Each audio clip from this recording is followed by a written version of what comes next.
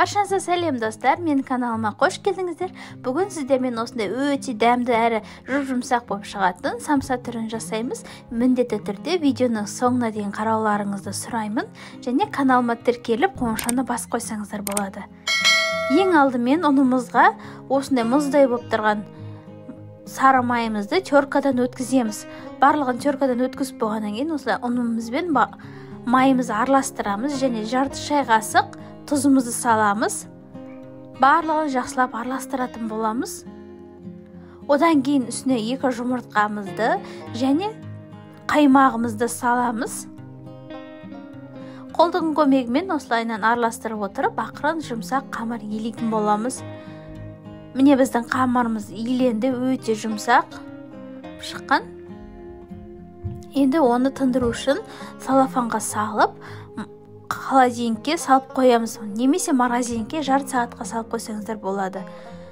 Енді дайындап алған фаршымызға пиязымызды, картопымызды және дәміне қарай қара бұрышымызбен тұзымызды саламыз да, қасықтың көмегімен барлығын жақсылап біркелкі болғанша асықпай араластырып шығамыз. Міне менікі дайын, енді шетке қоя тұрамын.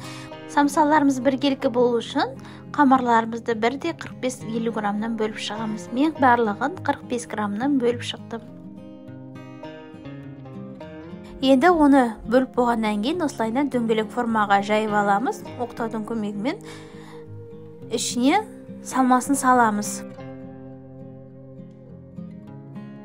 Барлығын салып болғаннан кейін шектерін осылайынан басып шығамыз. Одан кейін қолымызға алып, ішке қарай осылай түйіп отырып, ішке қайырып отырамыз.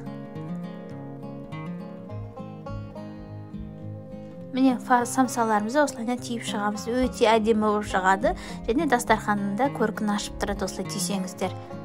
Тағы бір сіздерге көрсетіп жіберейін. Қамырымызды жайып алдық, ішіне самсасын салдық, начинкасын.